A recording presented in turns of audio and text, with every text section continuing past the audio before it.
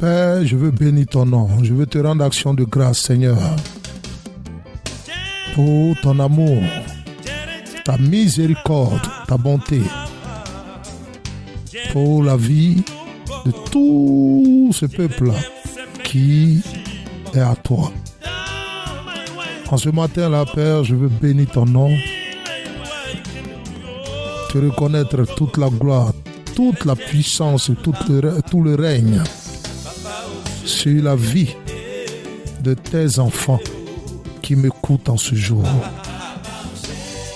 Père, que toi-même, en ce matin, tu leur apportes ce message-là, cette parole-là, que certains attendaient de plus belle lurette depuis des années, afin que, Seigneur, leur âme soit transformée pour la gloire de ton Saint-Nom.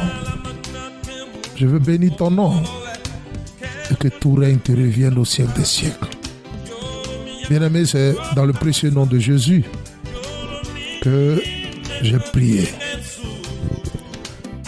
Il a plu à ce Dieu-là si bon et si merveilleux de permettre que tu sois parmi les vivants en ce jour.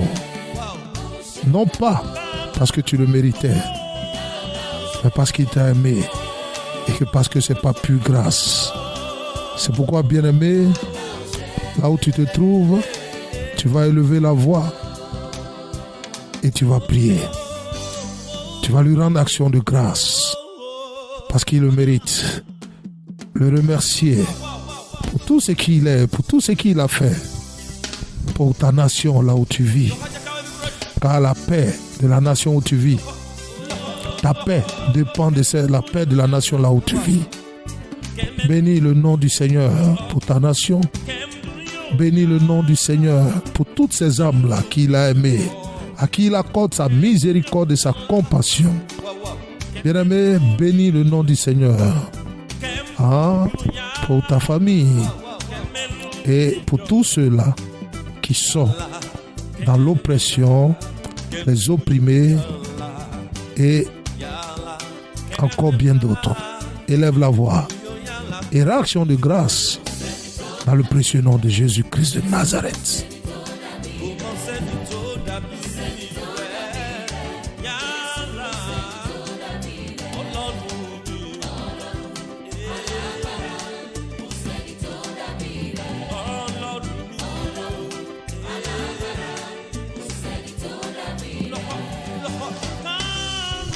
Oui, nous n'avons nul d'autre que lui.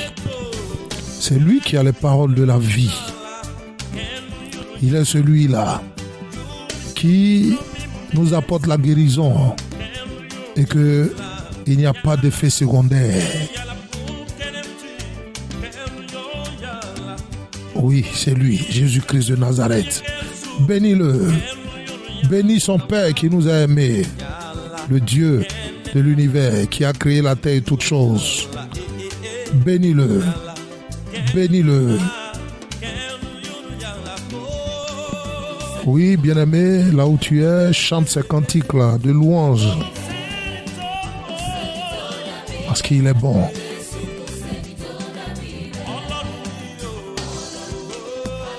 Priez.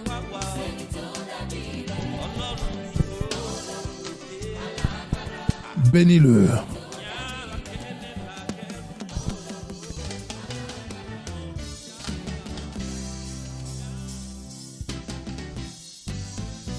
Bien-aimé, rends-lui action de grâce. Élève la voix comme tu ne l'as jamais fait auparavant. Prie. Bénis-le.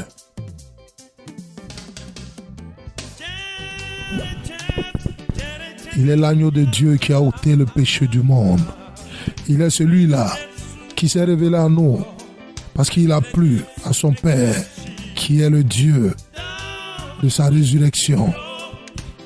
Il est venu nous enseigner la repentance, le renoncement à nous-mêmes, le port de la croix, afin que le chemin qu'il est soit notre partage et que sa vérité nous couvre et nous rend justes. Prie, bien-aimé, rends-lui action de grâce.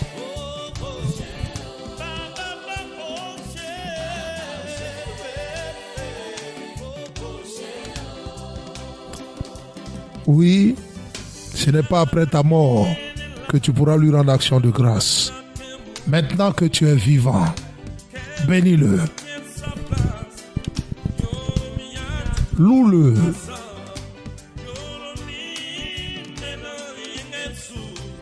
Célèbre son saint nom.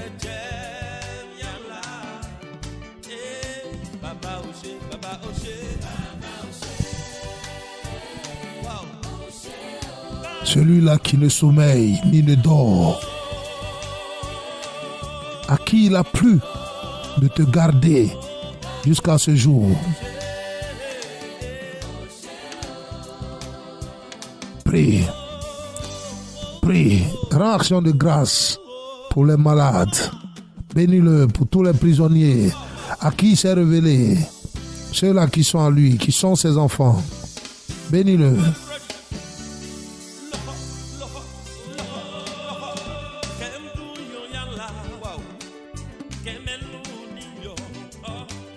Alpha, Oméga est son nom.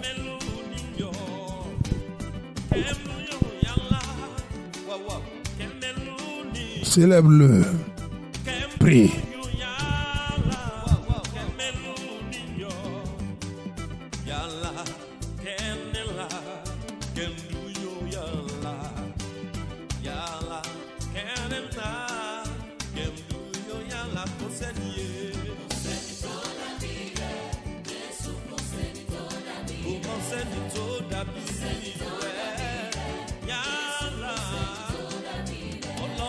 Bien-aimé, c'est dans le précieux nom de Jésus-Christ de Nazareth que nous avons rendu action de grâce. Bien-aimé, ne te tais pas là où tu es.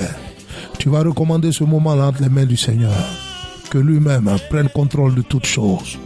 Qu'il éloigne la distraction de nous. Et que lui-même, par son esprit, nous convainc de toutes choses par ce message-là. Prie et recommande toutes choses entre ses mains.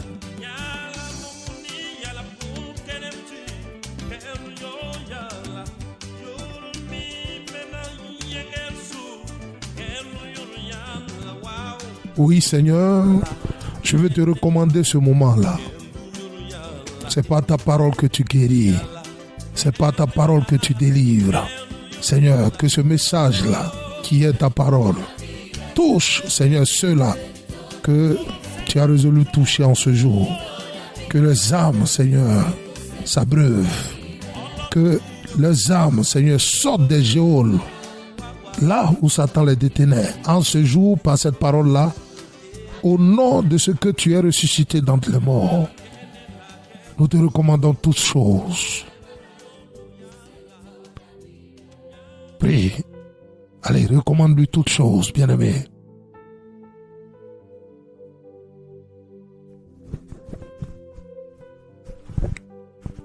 Prie, prie, prie, prie, prie. Prie.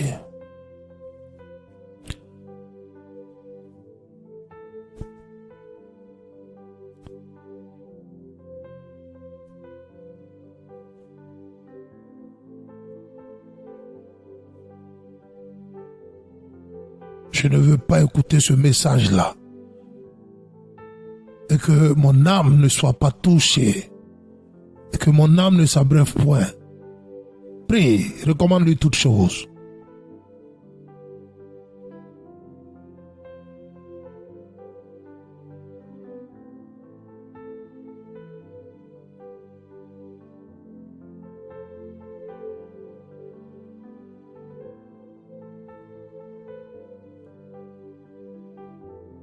Oui, bien-aimé, c'est dans le précieux nom de Jésus-Christ que nous avons recommandé ce moment-là entre ses mains.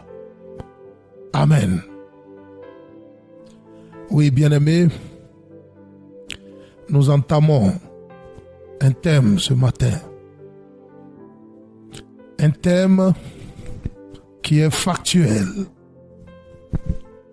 Un thème, je le pense vivement, qui va faire beaucoup de bien à bon nombre d'entre vous. Alléluia.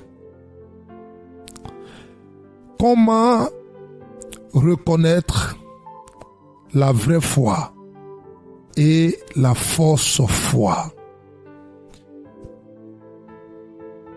Amen. Comment reconnaître la vraie foi de la fausse foi? Hein? Bien-aimé, c'est avec tristesse que je lis, que je dis du moins, cette phrase-là. Amen. La fausse foi. Amen. Et en ce jour, je viens par l'Esprit de Dieu qui convainc du péché, qui ramène au Seigneur,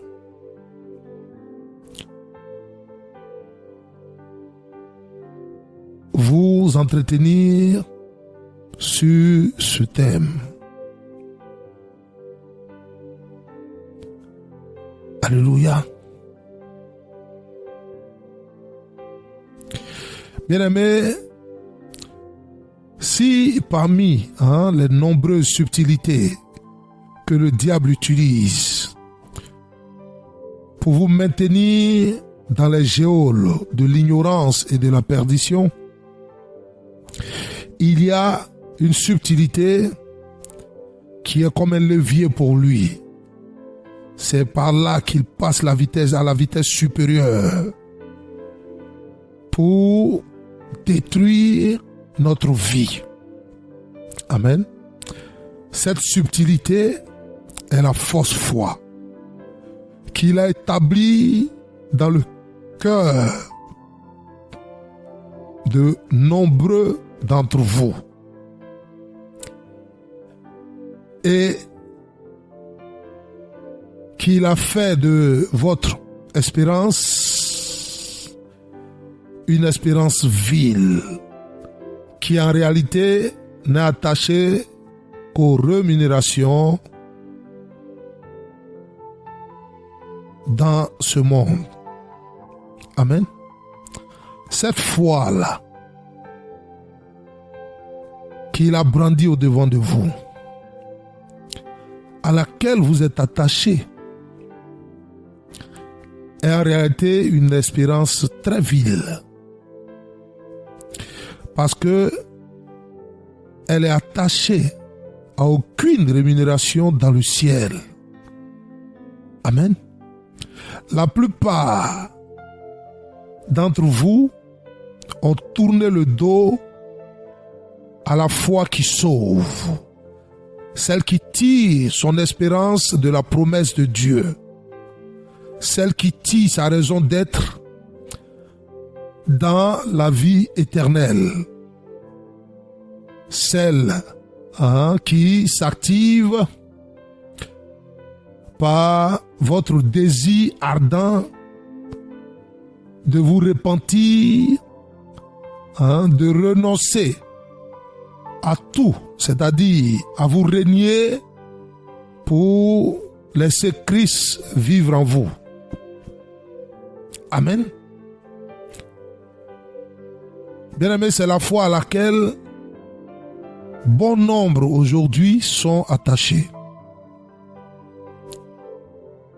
Et c'est celle qui est pratiquée par beaucoup de congrégations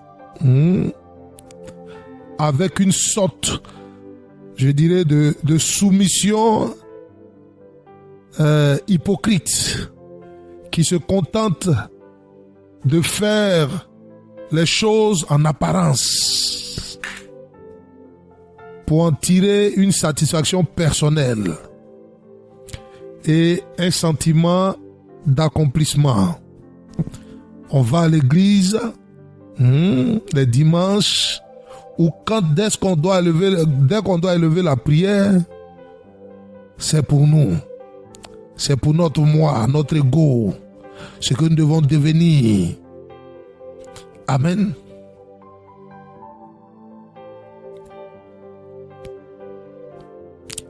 Cette fausse foi qui ne fait aucun cas d'une repentance sincère et d'un renoncement à tout pour suivre Jésus,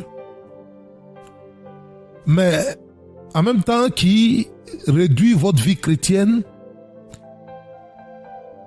à la lecture de la Bible, la prière, le jeûne, la dîme et les offrandes,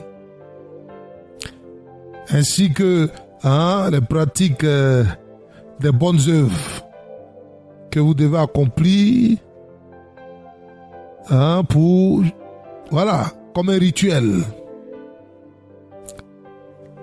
Cette foi si lugubre, qui est en réalité un leurre,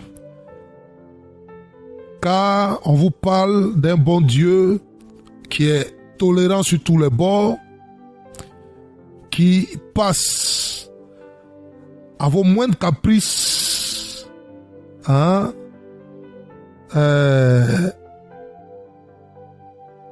vous exaucer, qui répond favorablement à toutes vos convoitises, vos envies, vos désirs.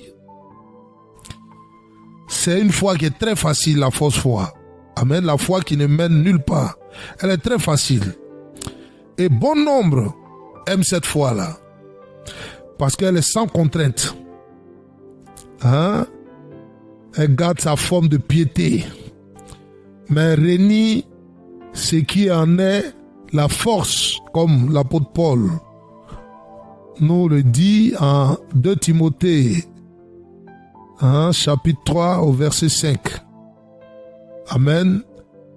Je vais prendre le temps de lire 2 Timothée, chapitre 3, le verset 5. Je lis la parole de Dieu. Ils feront semblant d'être fidèles à Dieu, mais en réalité, ils rejetteront la puissance de la foi. Tourne le dos à ces gens-là. C'est Paul qui parlait à Timothée là. Alléluia.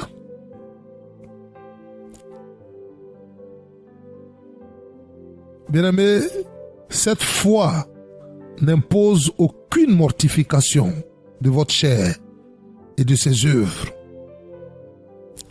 Si ce n'est provisoirement une partie de votre argent, parce que à partir de là, le succès, la réussite financière vous est garantie. Amen. Amen, bien-aimés.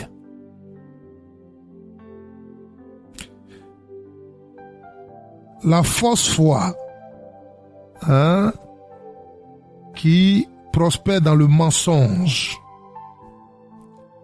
Vous pouvez être un menteur, un calomniateur qui vit de la cupidité. Vous êtes corrompu, l'avidité en vous, l'orgueil, l'égoïsme, l'amour du monde, la colère. Amen. La fausse foi ne vous tient pas rigueur. Elle ne fait que vous promettre la santé physique et financière. C'est l'essentiel de son message. Elle a horreur de la repentance et du renoncement. Cette foi qui est véritablement répugnante, prône que Dieu souhaite que les chrétiens soient tout le temps en bonne santé, riches et heureux. L'argent et le bien matériel deviennent des objectifs à atteindre. Et que ce sont les signes de la bénédiction de cette foi-là. Amen. Mais ce qui est marrant, bien-aimé, cette foi-là n'osera jamais vous éclairer sur le piètre état de votre âme qui est en train de gémir sous le poids de vos mauvaises pensées, vos adultères, vos impudicités, vos meurtres, vos méchancetés. Je citerai encore votre égard envieux, vos calomnies, votre orgueil, votre fornication, votre rébellion et j'en passe. Alléluia. Cette fausse foi qui vous manipule en vous faisant croire que vous ne devez plus souffrir parce que vous croyez en Jésus est une hallucination, bien-aimée. Alors que voici ce que un homme qui ne voulait pas souffrir, qui a fui dès le départ, Simon Pierre, a dit dans son épître. Amen. De 1 Pierre. 1 Pierre. Chapitre 1. Verset 6 au verset 7. Je lis la parole de Dieu. C'est pourquoi vous êtes remplis de joie, même si toutes sortes de difficultés doivent vous rendre triste pendant un peu de temps. Ces difficultés servent à montrer la qualité de votre foi. L'or peut s'abîmer, pourtant on le met dans le feu pour voir s'il est pur. C'est pareil pour votre foi. Elle est plus précieuse que l'or, mais elle aussi est mise à l'épreuve. Alors quand Jésus-Christ paraîtra, vous recevrez honneur, louange et gloire à cause de la qualité de votre foi. Alléluia. Bien-aimé, il est bien facile, en effet, d'opter pour cette foi qui est sans espérance éternelle, que d'accepter de se charger de sa croix. Il est plus facile de suivre ses propres voies, ses propres désirs, ses propres envies plutôt que de s'engager sur le chemin du renoncement en disant à Dieu que ta volonté soit faite. Amen. Quand vous devriez, bien-aimé, vous devez comprendre une bonne fois pour toutes que la foi ne vient pas de votre choix personnel, mais est un don de Dieu. Amen. Vous devez comprendre cela une bonne fois pour toutes. La foi ne vient pas de votre choix personnel, mais c'est un don de Dieu. Bien-aimé, la vie chrétienne ne consiste pas à appliquer des règles extérieures, mais c'est avant tout une relation intérieure avec Dieu par Jésus-Christ de Nazareth.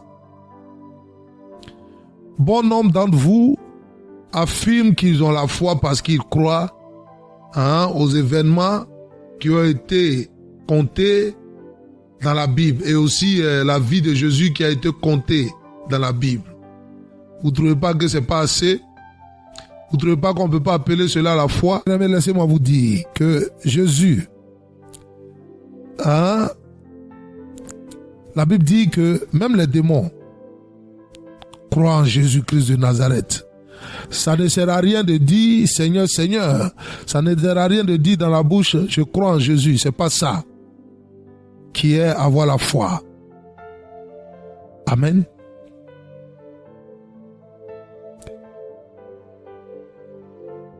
Vous avez réduit la foi au simple fait de croire qu'un certain Jésus que vous avez imaginé dans votre esprit est venu mourir pour réaliser tout ce que vous désirez dans ce monde-là. C'est archi faux ça. Bien-aimé, c'est archi faux.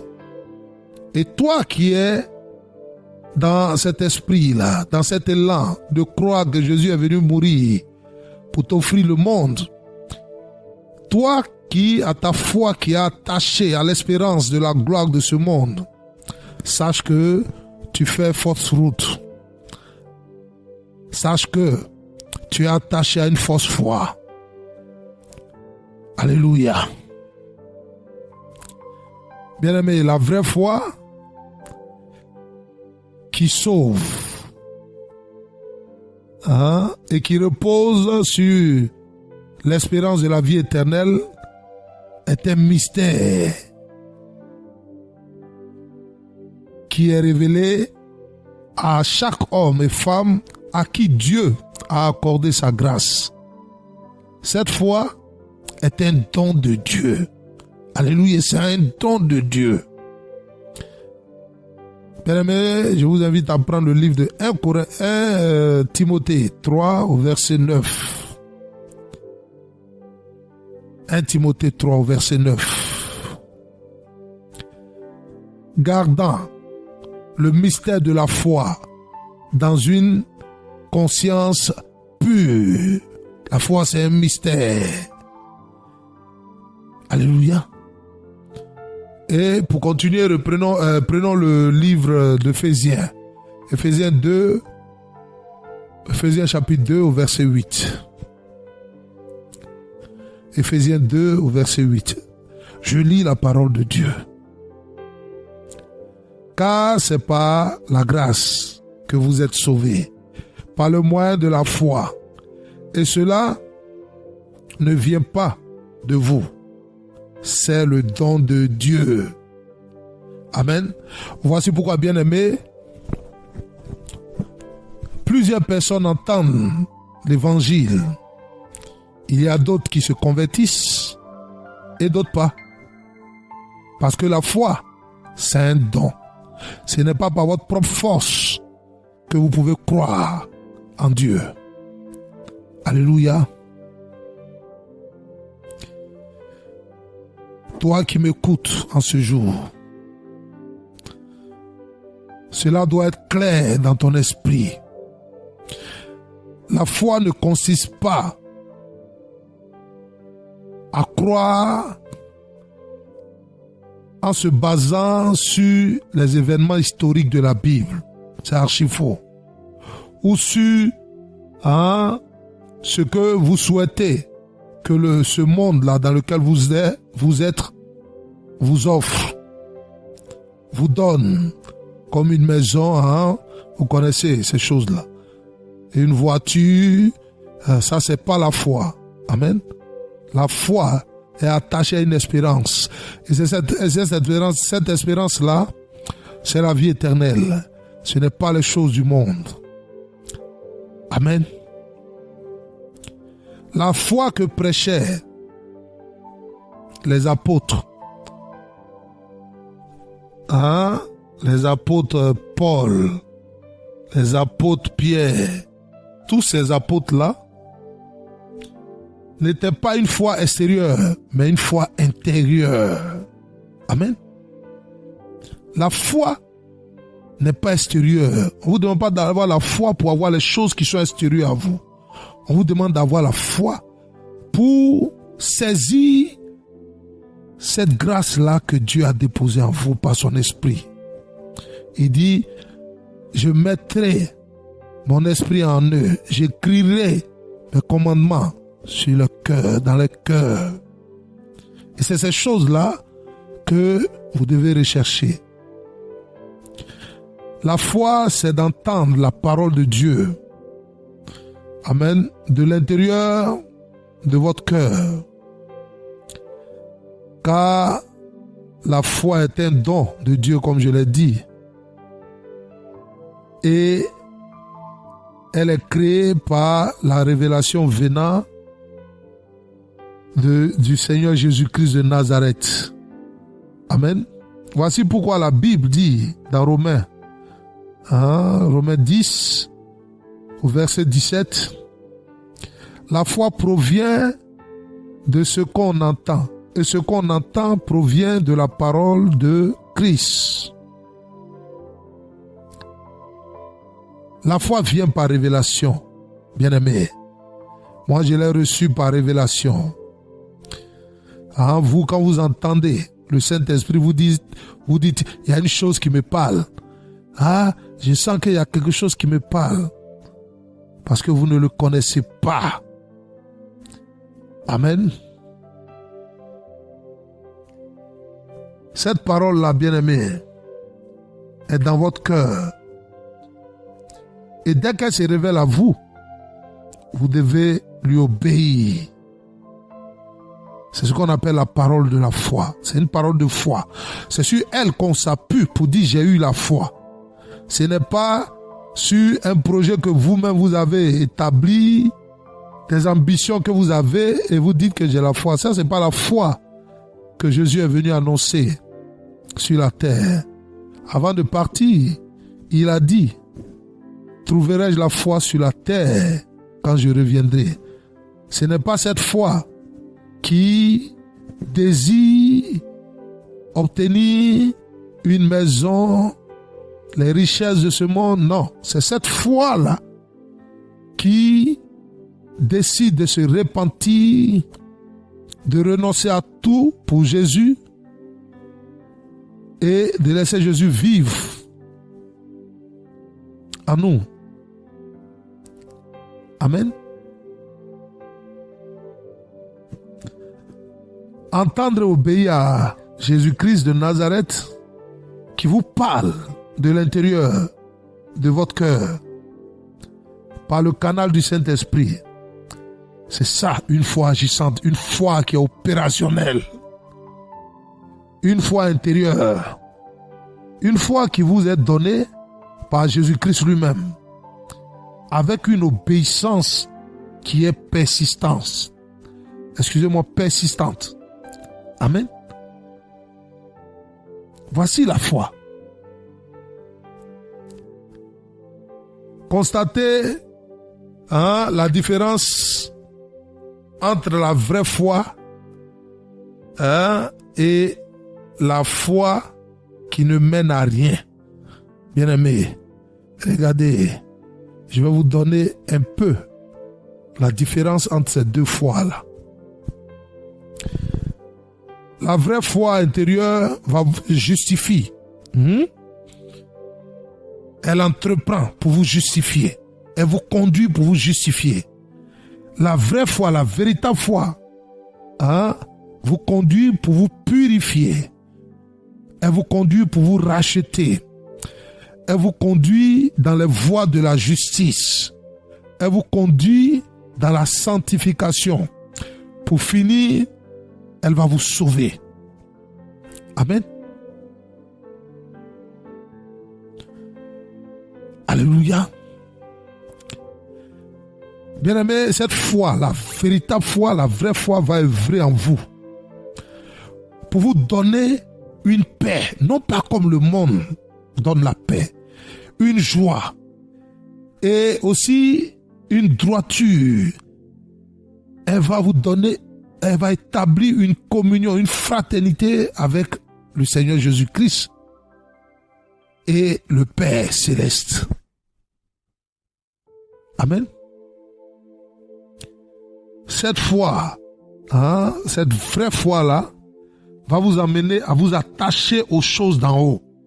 Vous ne faites même pas d'effort, mais votre âme soupire après les choses d'en haut. Vous êtes continuellement animé par un désir de chercher la face du Seigneur Jésus. Bien-aimés, quand vous avez la vraie foi, voici où sont tournés vos yeux. Bien-aimés, je vous invite à prendre le livre de Colossiens 3. Colossiens 3, versets 1 à 2. Je lis la parole de Dieu. C'est avec le Christ que vous avez été réveillés de la mort. Cherchez donc les choses d'en haut, là où le Christ se trouve, assis à la droite de Dieu. Le but de votre vie est en haut et non sur la terre. Alléluia. Bien-aimés, quand vous avez la véritable foi, le but de votre vie est en haut, là où se trouve Christ, et non sur la terre, là où se trouve la fausse foi. Amen. Réveillez-vous et débarrassez-vous de cette foi-là qui n'a aucune espérance. Alléluia. Bien-aimés, voyons un exemple de foi dans votre Bible. Et j'aimerais qu'on prenne l'exemple de Paul, nommé Saul, avant sa conversion, qui ne croyait pas en Jésus-Christ.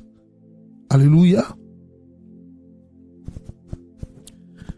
Et nous voyons que Paul, au livre des Actes 7, versets 57 à 58,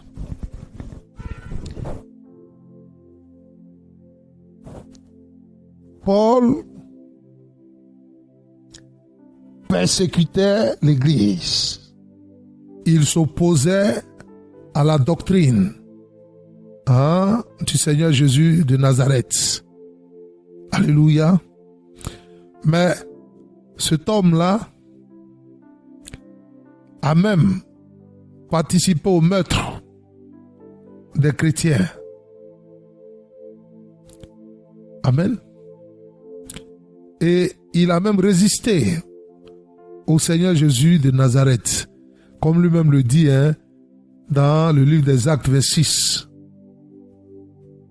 Il dit, pour moi, j'avais cru devoir agir vigoureusement contre le nom de Jésus-Christ de Nazareth. C'est ce que j'ai fait à Jérusalem. J'ai jeté en prison plusieurs des saints, ayant reçu ce pouvoir des principaux sacrificateurs. Et quand on les mettait à mort, je joignais mon suffrage à celui des autres. Je les ai souvent châtiés dans toutes les synagogues et je les forçais à blasphémer. Dans mes excès de fureur contre eux, je les persécutais, même jusque dans les villes étrangères. Alléluia. Mais, bien-aimé, Dieu avait un plan pour Paul. Oui, il avait un plan pour lui. Comme il a un plan pour toi. Toi qui t'es attaché à cette fausse foi, qui court, qui espère qu'en prononçant le nom de Jésus, en prenant des moments de jeûne, tout ce qui est dans ce monde te sera donné. Laisse-moi te dire que Jésus a un plan pour toi. Amen. Comme il a eu un plan pour Paul, alors que Paul était l'ennemi, il a pris Jésus comme son ennemi. Et un instrument redoutable du diable, Dieu a vu le cœur de Paul. Il a vu son zèle mal placé. Et il s'est révélé à lui de manière surnaturelle. Alléluia. Acte 9. Amen. Bien-aimés, fuyez, débarrassez-vous de cette foi-là qui vous dit que si vous croyez que Jésus va vous donner le monde et les choses qui sont dans ce monde-là, vous l'aurez. Ce n'est pas ce pourquoi Jésus est venu mourir sur la croix de Golgotha. C'est pas ce pourquoi il est venu et il est monté vers le Père pour aller nous préparer des places. Amen. Paul, pour lui, il rendait service à Dieu. Pour lui, il adorait Dieu. Mais c'était archi faux. Mais la Bible nous dit que sur la route de Damas, acte 3, acte 9 plutôt, du verset 3 au verset 9. Bien-aimés, je vous prie d'observer de vous-même d'où est partie la foi de Paul. Bien sûr, sa foi est partie d'une voix. Amen. Qu'ils ont tous entendu, provenant du Seigneur Jésus-Christ. Amen. La Bible dit quoi? La Bible dit, ils entendaient bien la voix, mais ils ne voyaient personne. Toi, tu veux voir avant de croire. Amen. Ils ne voyaient personne. C'est à partir de cet instant que la foi de Paul s'est activée. C'est à partir de là qu'il a cru qu'il était sur une fausse voie, qu'il avait un zèle qui le conduisait en enfer, que sa foi était une foi sans espérance. Alléluia. Bien-aimés, vous remarquez que le Seigneur Jésus-Christ ne s'adresse pas aux autres hommes qui sont qui l'accompagnent. Vous devez comprendre ceci. Il le connaissait. Jésus-Christ connaissait Paul. Jésus-Christ vous connaît. Et il dit, si vous êtes ses brebis, vous entendrez sa voix. On m'a tellement prêché l'évangile. On m'a tellement invité dans des églises. Je n'ai jamais cru. Mais quand il a plu à cet homme-là de me visiter et que j'ai entendu cette voix-là m'appeler par mon nom, j'ai su que Jésus était encore vivant et qu'il est ressuscité d'entre les morts. Bien-aimé, Jésus est encore vivant. Jésus n'est pas mort. De la même manière, il a appelé Paul. De la même manière, il m'a appelé. Il te parle en ce jour. La foi à laquelle tu as attaché ton espérance est une foi qui te conduit dans les ténèbres. C'est une foi qui te conduit à la perdition. Et ça a été le cas de Paul. Et moi, je le disais toujours, quand on me prêchait l'évangile, je disais, je ne fais pas de mal à qui que ce soit. Je ne pense pas mal, je ne tue pas. J'aime Dieu. Et ce n'était pas suffisant. Même les démons bien-aimés croient en Jésus. Ils croient que Jésus est le Fils de Dieu.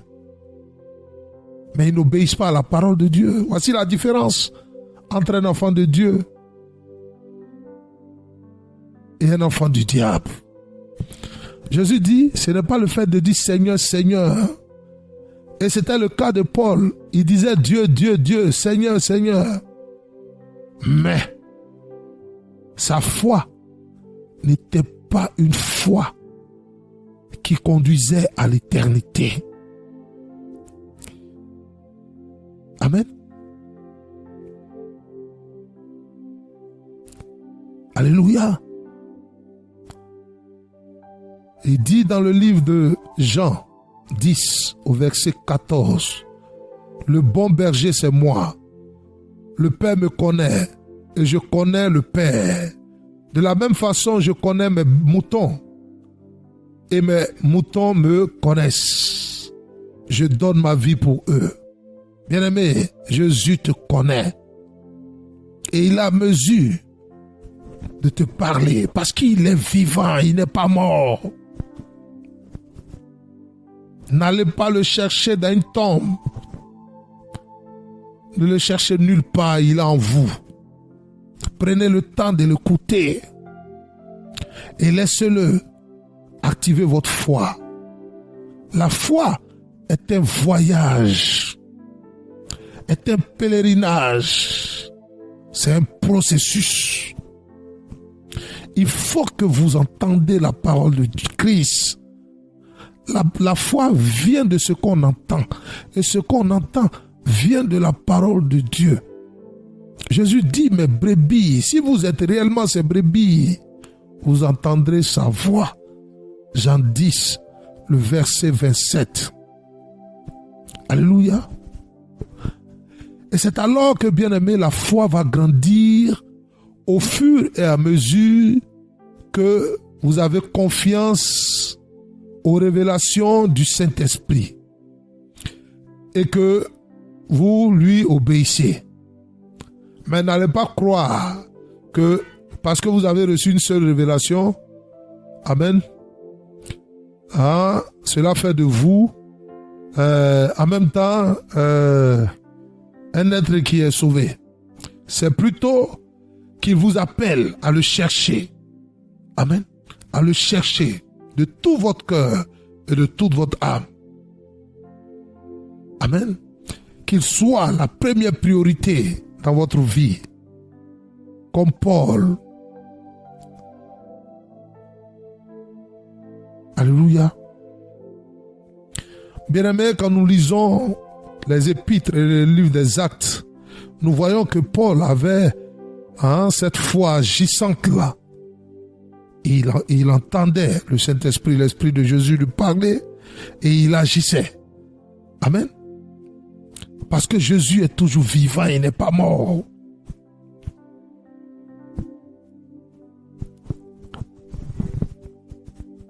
Et celui qui veut le découvrir, il se laisse découvrir. Bien-aimés, retenez donc que la foi consiste à entendre la parole de Christ et à obéir à cette parole-là. Abraham, notre ancêtre dans la foi, est passé par là. La Bible dit que Dieu s'est révélé à lui. Dieu l'a visité. Il lui a parlé. Abraham l'a reconnu. Amen.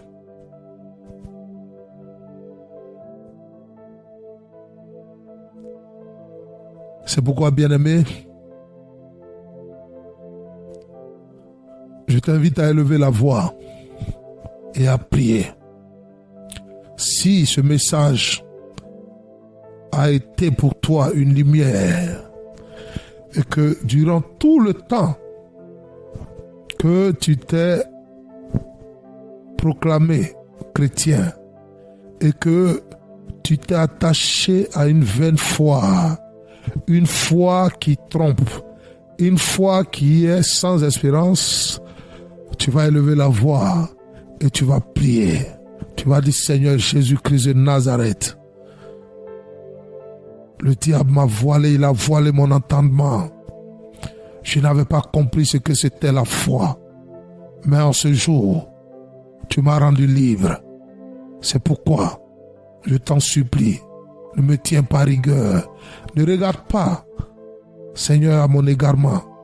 Mais je veux bénir ton nom. Parce que j'ai entendu, je connais à partir d'aujourd'hui ce que c'est ta foi qui sauve. Prie, bien-aimé, au nom de Jésus de Nazareth.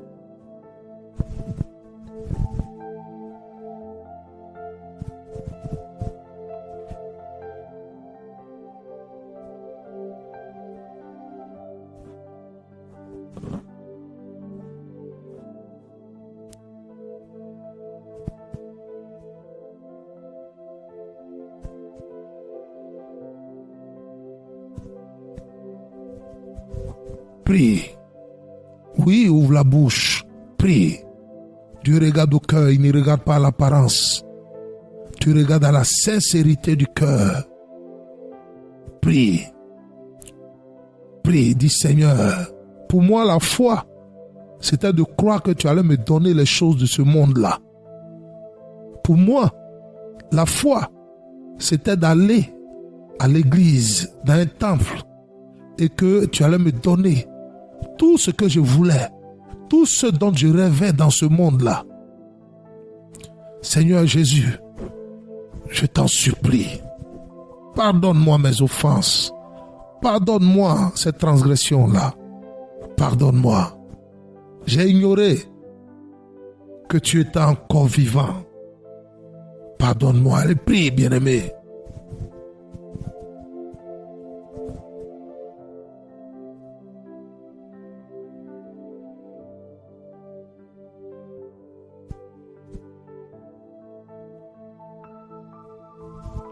Prie.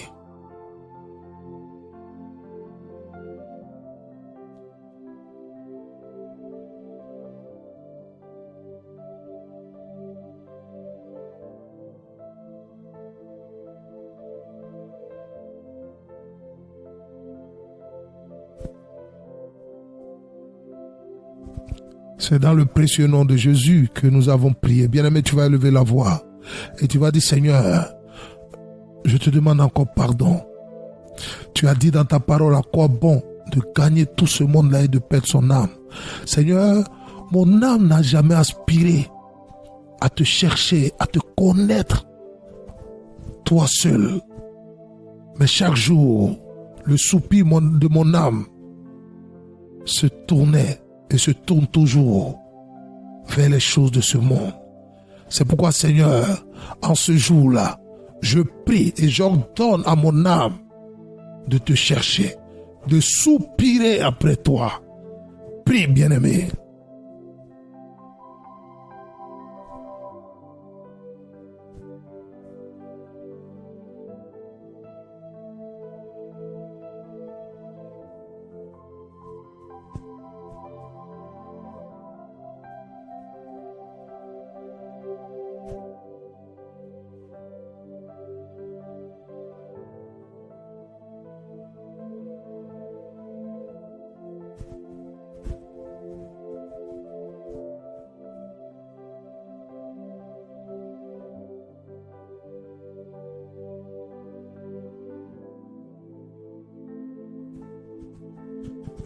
Prie, prie, prie, prie, prie, prie, prie,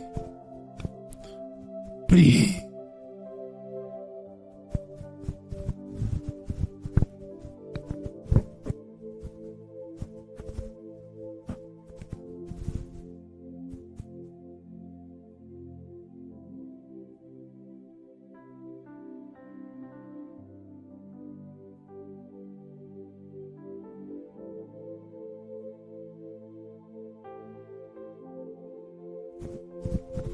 Oui, bien-aimé, lève la voix et prie. Reconnais que ta foi était attachée à une vaine espérance. Ta foi ne recherchait pas les choses d'en haut. Prie. Comme Paul, tu t'es trompé. Tu es dans l'église, tu es zélé. Parce que tu penses que le pasteur, en faisant tout ça, le pasteur va prier pour que ta vie sociale change. Bien-aimé, laisse-moi te dire que Dieu ne regarde pas à ta vie sociale pour t'aimer, pour t'élire. Il regarde à la foi qui est en toi.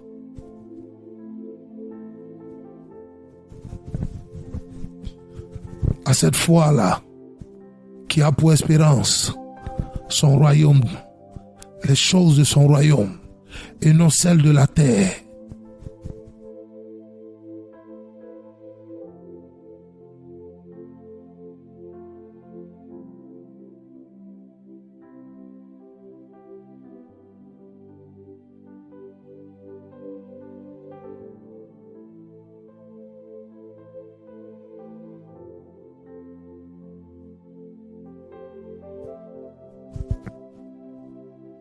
Oui, je reconnais, Seigneur,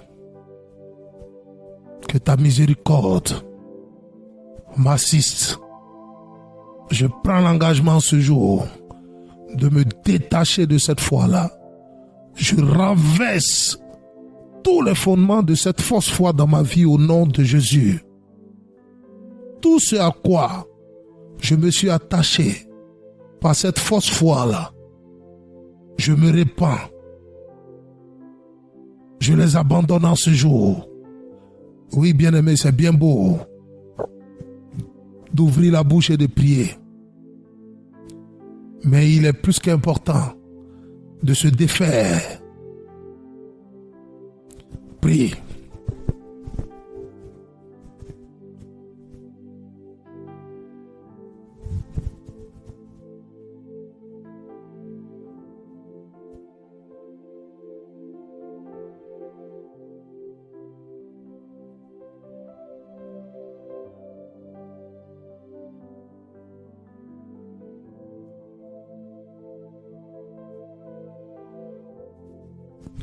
Oui, bien-aimé, priez. Priez.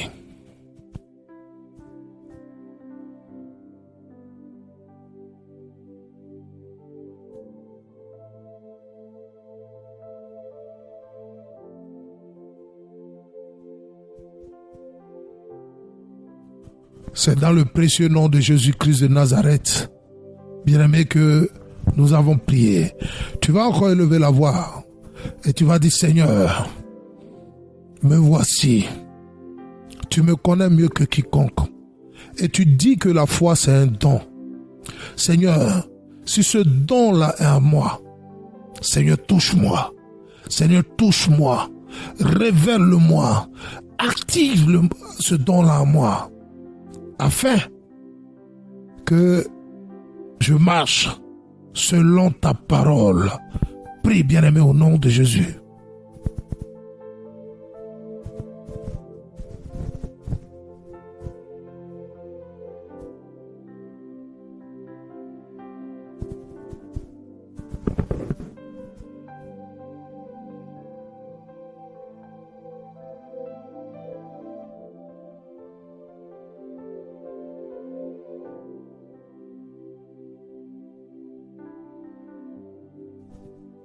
Oui, prie.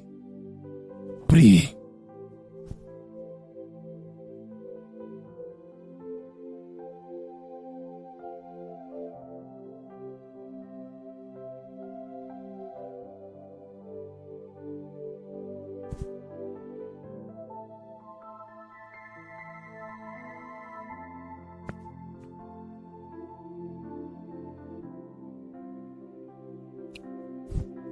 Bien-aimés, c'est dans le précieux nom de Jésus-Christ de Nazareth que nous avons prié. Amen.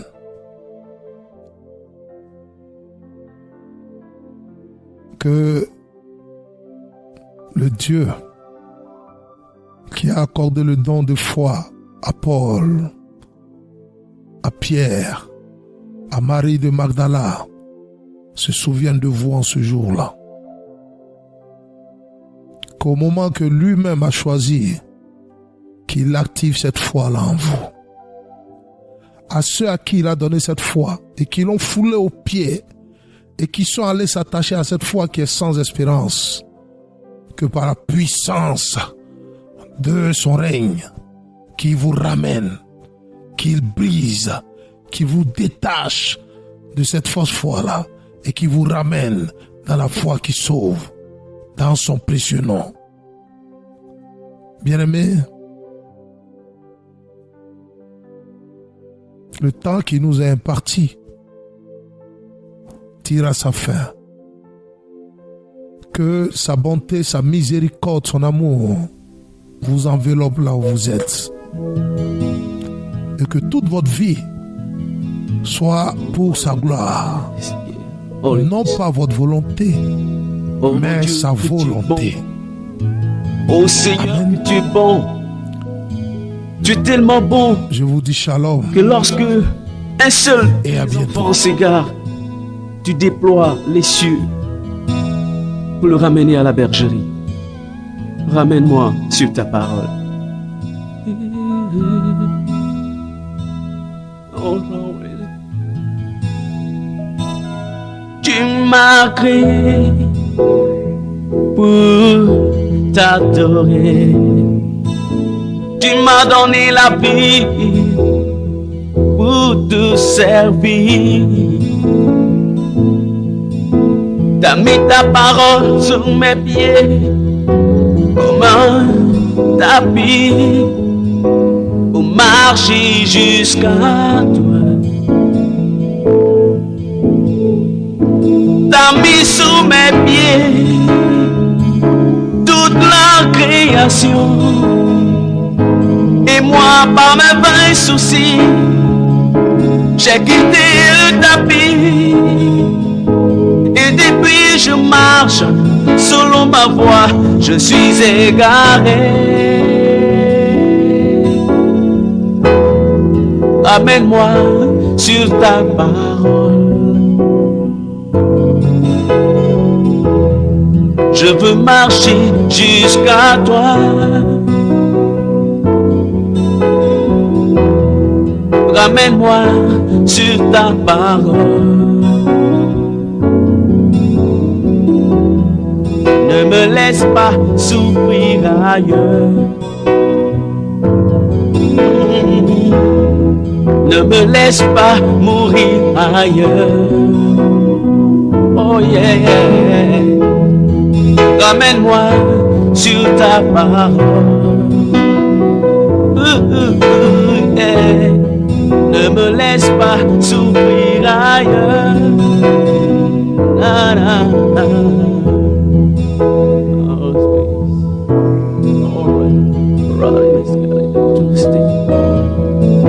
I want to make real sleep. Oh, I want to precious.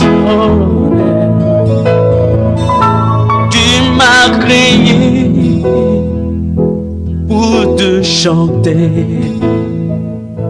Tu m'as donné la vie pour te servir.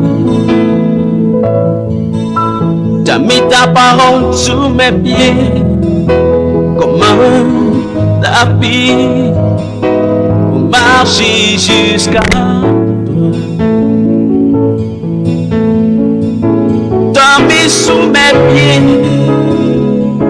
toute la création. Et moi, par mes vains soucis, j'ai quitté le tapis. Et depuis je marche selon ma voie, je suis égaré. Ramène-moi sur ta parole. Je veux marcher jusqu'à toi. Yeah. Ramène-moi sur ta parole. Ne me laisse pas mourir ailleurs. Ramène-moi sur ta voie. Je veux marcher jusqu'à toi, Seigneur. Yeah, yeah. Je veux marcher jusqu'à ton Saint-Trône. Ramène-moi sur ta voie. Ramène-moi sur ta parole.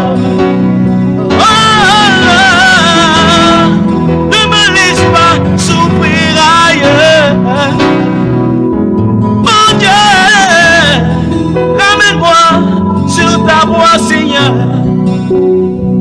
Oh, ne me laisse pas mourir ailleurs. Ramène-moi sur ta parole.